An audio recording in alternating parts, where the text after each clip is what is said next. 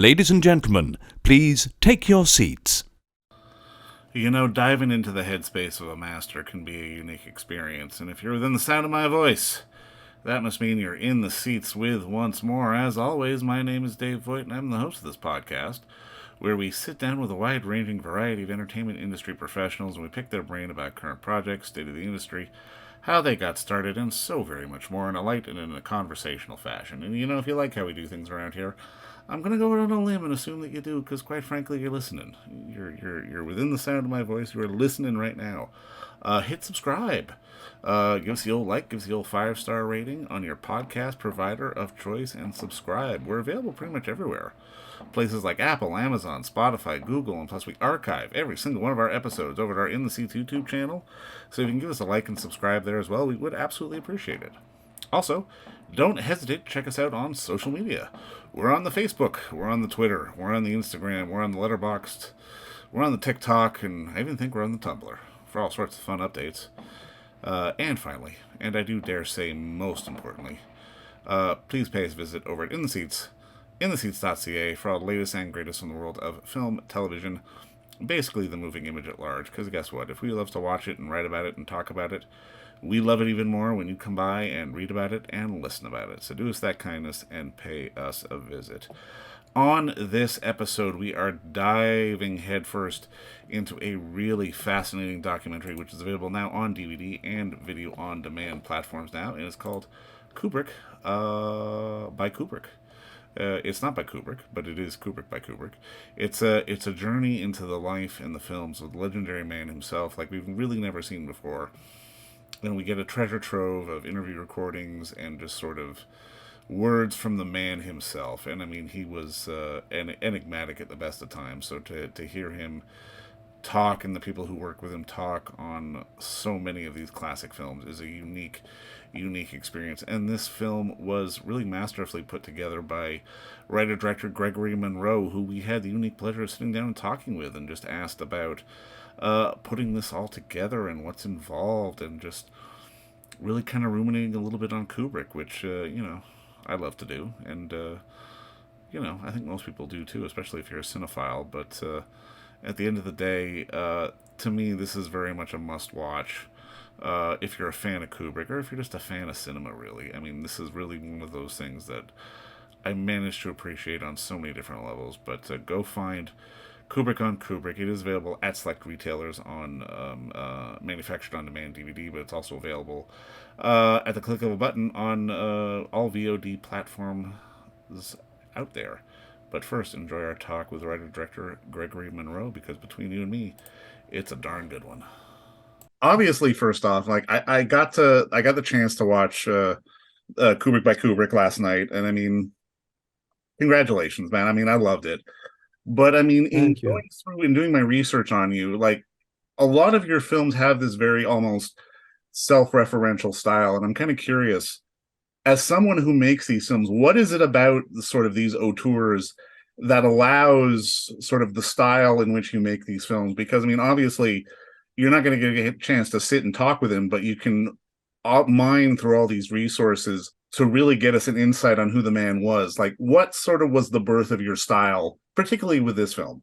Well, there have been a lot of films on Kubrick, as you Yes. know, and as you might have seen them. And it's been years, I wanted to do a film on Stanley Kubrick, because I discovered him when I was I think 13 years old. So I've seen Barry Lyndon first. That was That's an interesting introduction to me. Yeah, it was a shock for me to see a boy of my age dying, on screen. That really was a kind of a shock for me. And I loved the music and the imagery and everything.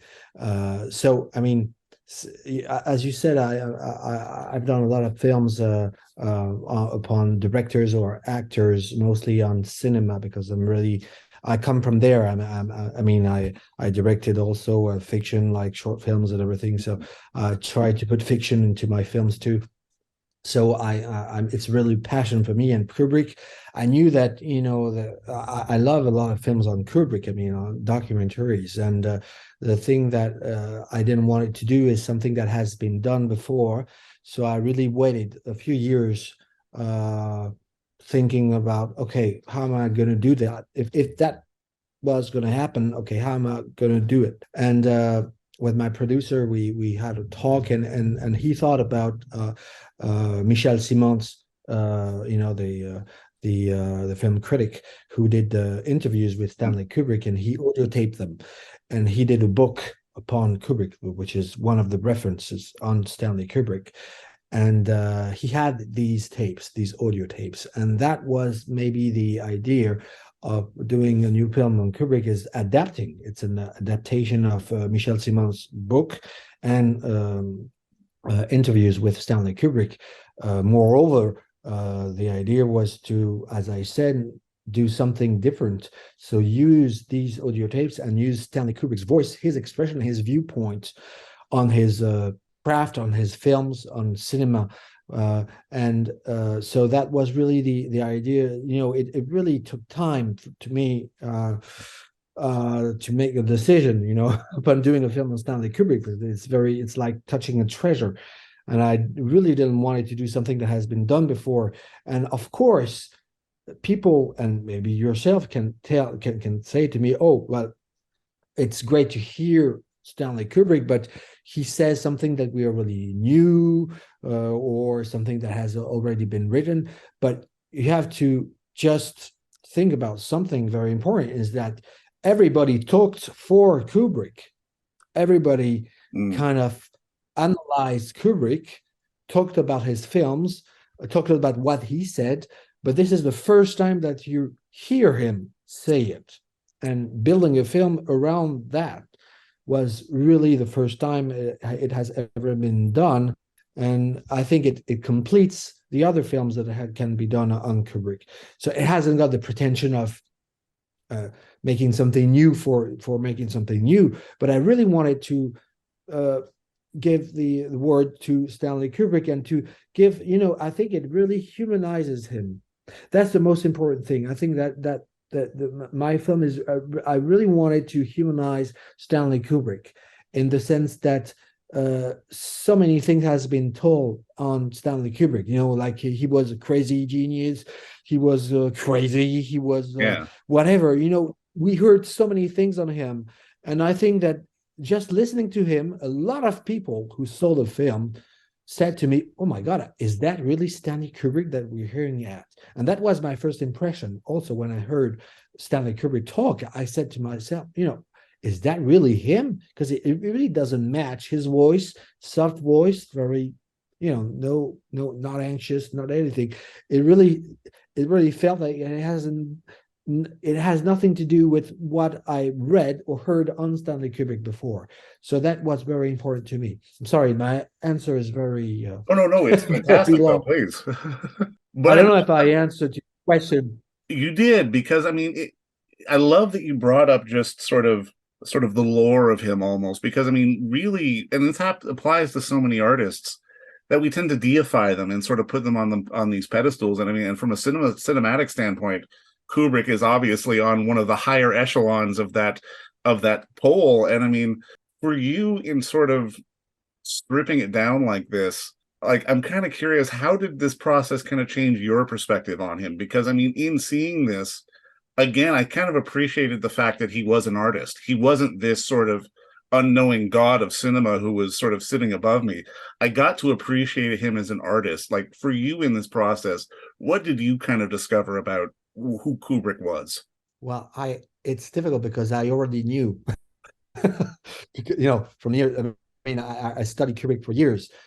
So, and I heard these interviews also years ago, and I read Michel Simon's book, and I talked with Michel Simon. So I'm not very objective on that, but I think that it's like a master class to me. Yeah.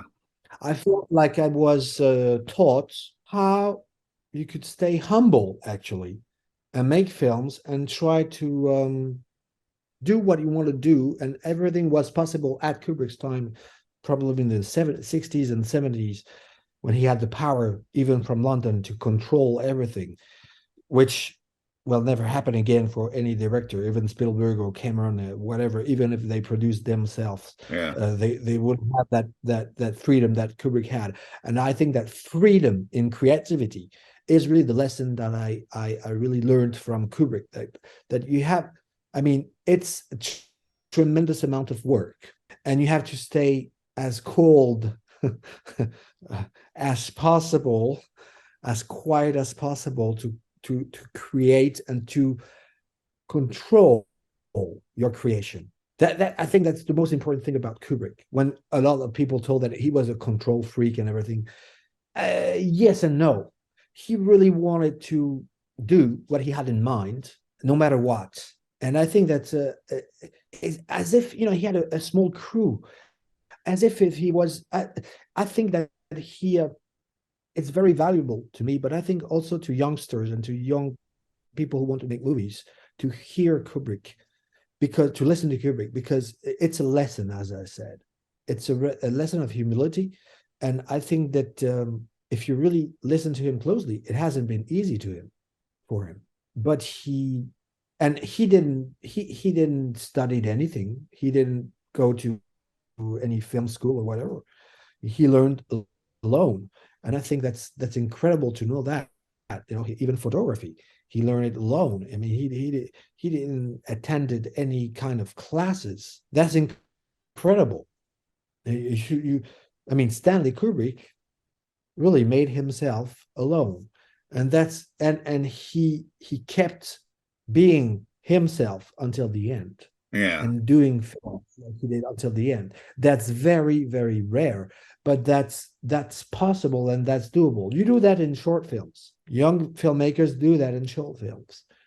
I think it's beautiful. In France, we have authorship, so we're allowed also to, of course, be as free as possible in our creativity, because films actually don't cost very much. And Stanley Kubrick's films didn't cost much more than other big budget films, Yeah. because he shot on 1 or 2 years. But what people, and that's about bad things that has been said on Kubrick's. Oh, he shot like 2 years. It was tremendously expensive and everything. No, it wasn't. Because why? Because he had a small crew.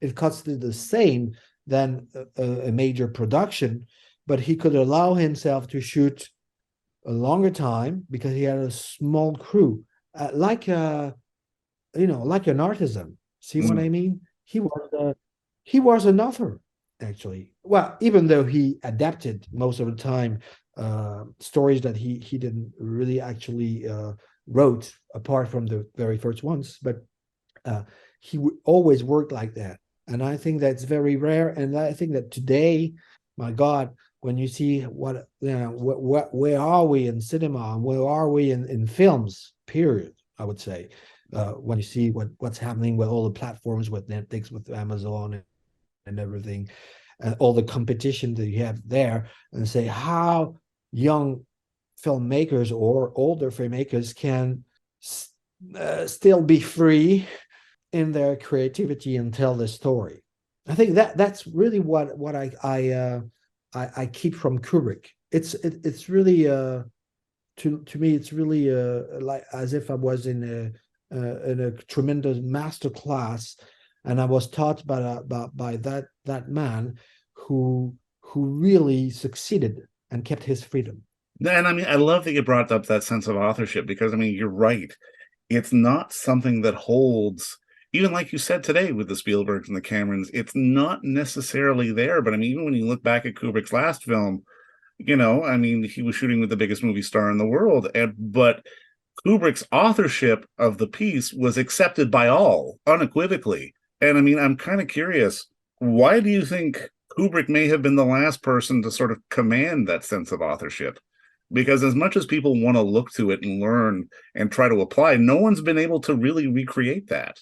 Well, yeah, as I said, I think it won't happen anymore. Even Spielberg, George Lucas. I mean, they produce their own movies. Okay, they Yeah. direct, they have a final cut and everything, but they don't actually have that control that Kubrick had. Why? Because I think it's too big.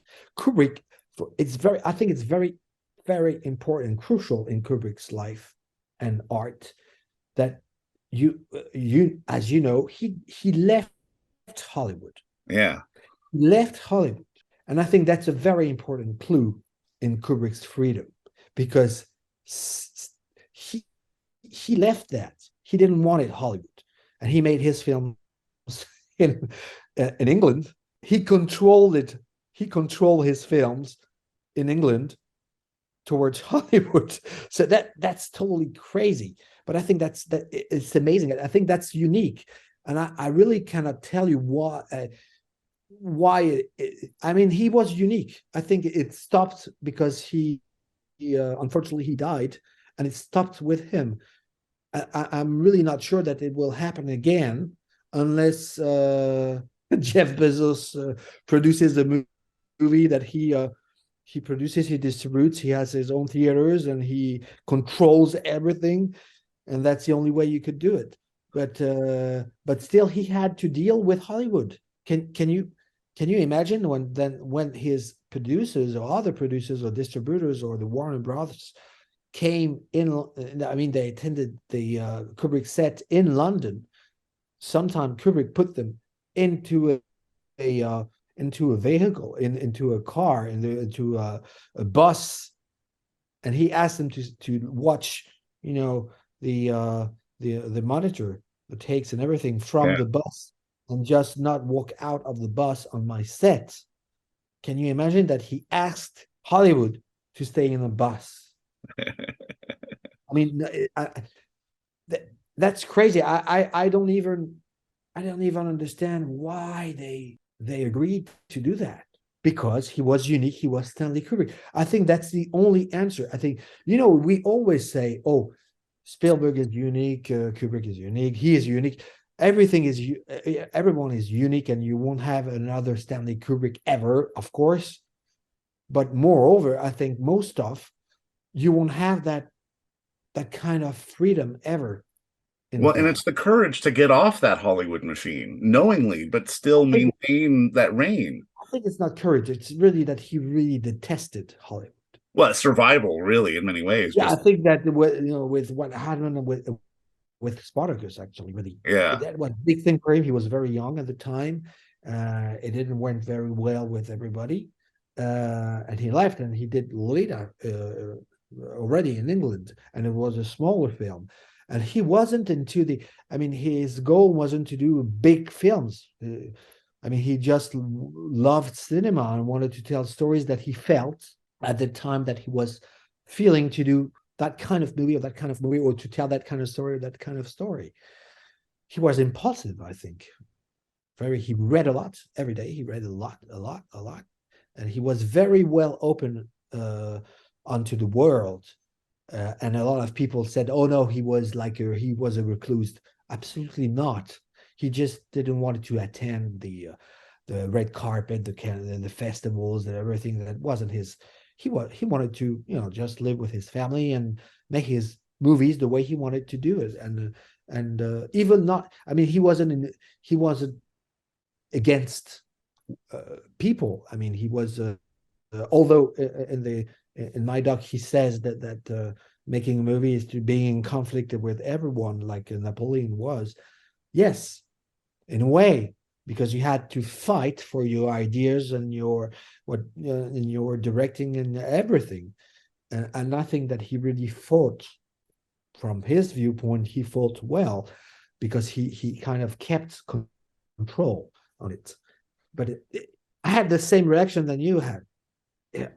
How come that never happened again? Why with Kubrick, and why not with Spielberg or James Cameron or Chris Nolan? Or still they control a lot, but not as much as Kubrick.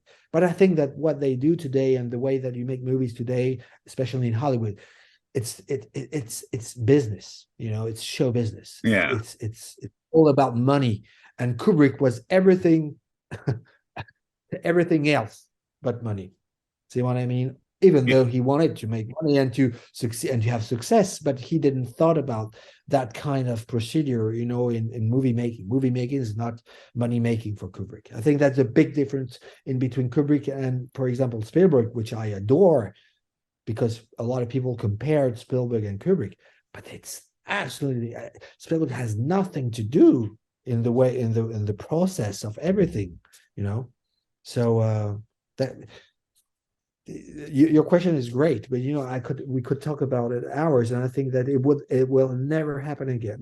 It feels like the commodification of what the business has become. And I mean, not to say that there aren't great films being made now, but in this day and age, it always feels like it's not about what great masterpiece, say, a Martin Scorsese just did. It's about what the next one's going to be. And that's probably the thing that would have really gotten to him and pushed him over the edge. Yes. And he himself, I think, didn't know what was going to be the next one. Although he had a lot of projects. I mean, Eyes Wide Shut was the last film he did.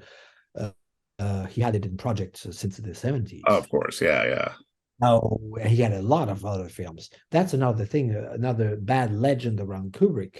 I mean, he had, because people said, oh, he had he took like 10 years to make a movie. No, I mean, he had a lot of projects. He was a lot of times in pre-production on films that stopped for a lot of reasons. He had a lot of scripts. He was always working on films, but unfortunately, of course, he didn't succeed on each of them. So sometimes, of course, he something popped up, and he took a project from years ago, and he kind of green lighted and made it. But it was I mean, as I said, it wasn't cream cheese for him too. I mean, it took a lot of time, and I think that again, it's another lesson. I mean, it's a lot of work, a lot of work. Yeah. You can't too many. I mean, people think that today, because you have a smartphone, you can make a movie. Yeah, you can. It may not be any good. Nobody may see it. There's so many more. Because you can film with video and audio tape, everything, that you can make a movie. Of course, you can. You have the tools, but listen to Kubrick. It's not about having the tools. It's about having the thought and the story and the actors, and Well, and being able to separate all that too. And I mean, that definitely seems to me like a bit of a theme in some of your works as well. I mean, like the piece you did on Stewart and Mitchum, but I mean also with like Connery and Bond, which I haven't seen yet, but I mean I want to see it. It's being able to delineate between the artistry and sort of the work behind it, and then what's on screen. Because I mean, I've got to imagine, even referencing your Connery versus Bond thing, Connery had to live with the reality of people thinking he was James Bond for so long, but really he was obviously he was not. I mean, people think Kubrick is this madman, but no, he's not. He's an artist, but he's also a businessman, Absolutely right. And I think I'm really I would say I'm very interested in outsiders. Yeah. I think people are outside. I think it's so very interesting. I made a film on Jerry Lewis. Yeah. He was an outsider as well. Of course, James Bond. I mean, he wanted to be outside of James Bond, and it was terrible. It was a terror for Sean Connery to be James Bond, because he didn't want it to be imprisoned into that character, because he was a great actor, and I think he proved it in Sidney Lumet's films. Yeah. The Offense. I don't know if you've seen The Offense. Oh, The Offense is a fantastic movie. Yeah. This is one of his best part. It's incredible to think, even when you watch The Offense, you think that guy is James Bond. It's impossible to see James Bond there. And he was a great guy, but he suffered about that image. I think that Kubrick suffered also about his image of being a mad guy. And he wasn't. It's not because you're difficult at work that you're crazy. I think you need craziness to make movies. Of course, you're a little bit crazy. We have a little bit of madness for sure. Yeah.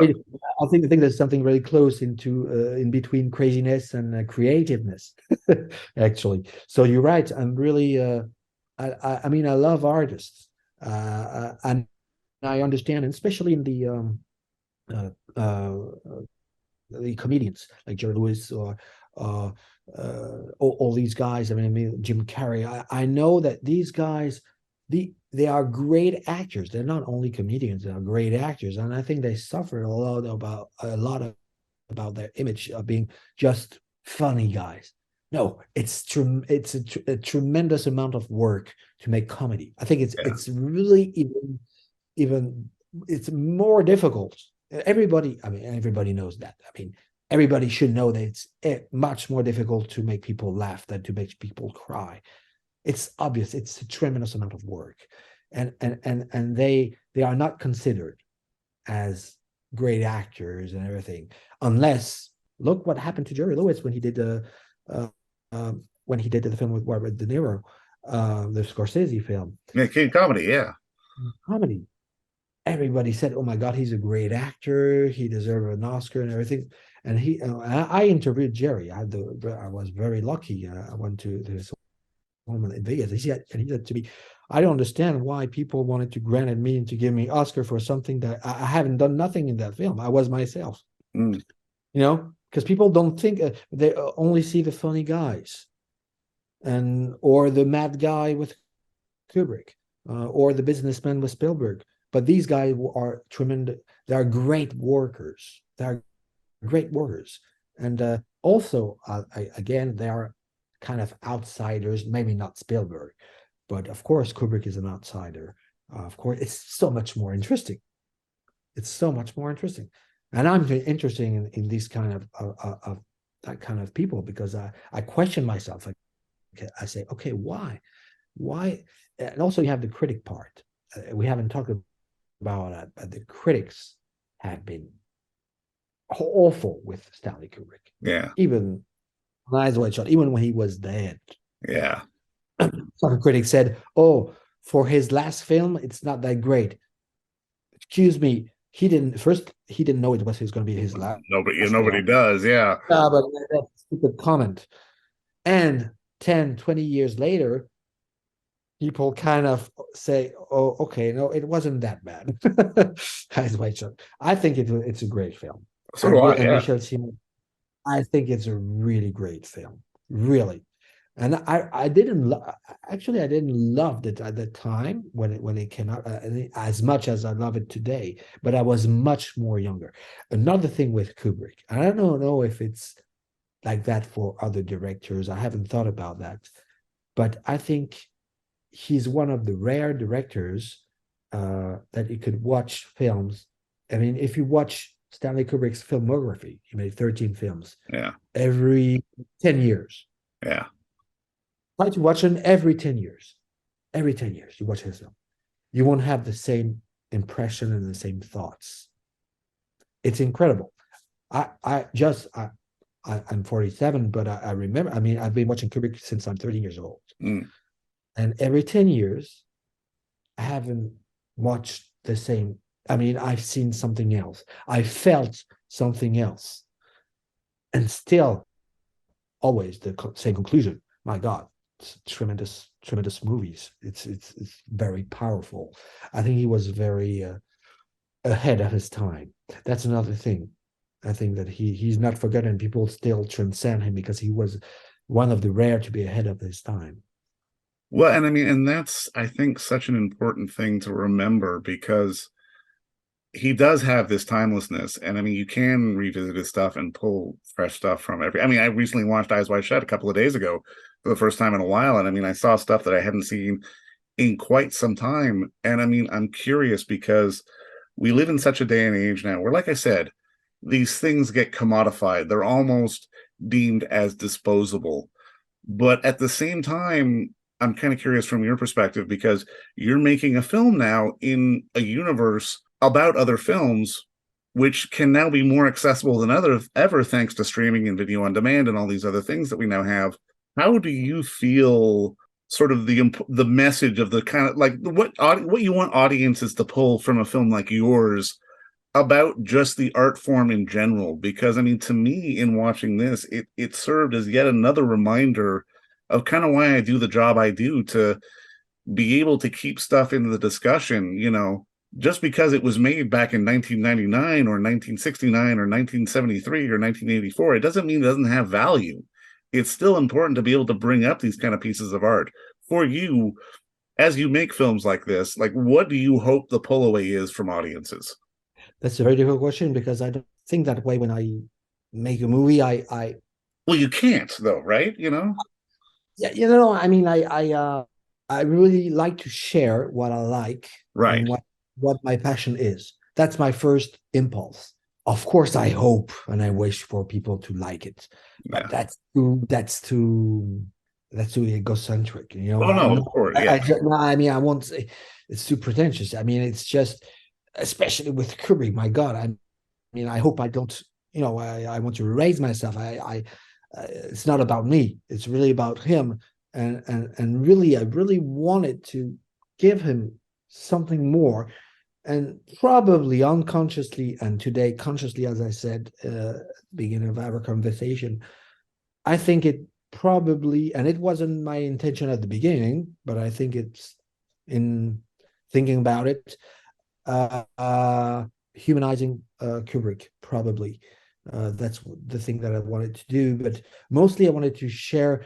And of course, as I said, it looks like it could be a kind of masterclass, and I think it's very important for new generations, as you said. Of course, you don't need my films and all the films that has been done on Kubrick, because he won't be forgotten anyway. Yes. So that's the point. When you make documentaries, it's also a kind of viewpoint, and to add something or to reveal something, or to pay tribute to something. That wasn't my intention, to pay tribute. That's to diminishing either my work or Kubrick's. He doesn't need me to pay tribute. But I think it's probably the unconscious message that I might have is, any filmmaker or aspiring filmmaker might still stay humble, and have the feet really on the earth, to make films and to succeed. Try to never give up. I think that's the thing. That's really the thing. When I talked about outsiders, because I talk about Jerry and Yeah. or even Robert Mitchum, or he had troubles and it wasn't easy for him, or Sean Connery, or I did a lot of films on outsiders, and I think they never gave up, and that's probably something that I try also myself, is not to give up on my small level, because it's very hard to make movies, and a lot of people are not very well aware of that, and especially today we have too much of everything. You have too many movies everywhere. You have too many series. I mean, too many. It's great, but people don't. It's like you go to the supermarket, to McDonald's, and you buy something, and that's it. You forget it. But keep in mind that behind every movie, every art form, you have an artist, and he gave a lot of himself, and he fought for his ideas and everything. And it's I don't know if I answered your No, questions you yet. did. You did though, because I mean that message of don't give up is so key to the soul of what it means to really be an artist, because we can examine and love and dissect and deify all of his work, but I think what your piece did here is allow us to get a little bit of slice of the artist. And I mean, I think for other artists, that's going to be the inspiring pull away. And I think you've done a fantastic job with that. I hope so.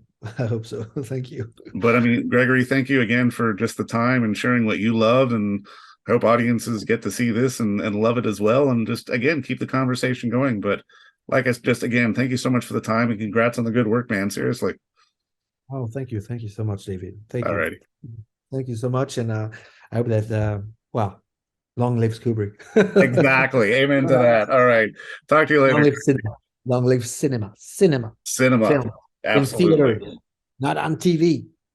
Cinema is cinema. TV is TV. Got to see it properly. Amen to that, my Kubrick friend. proved it. Yeah. But again, man, thank you so much for the time, and keep up the good work. Merci.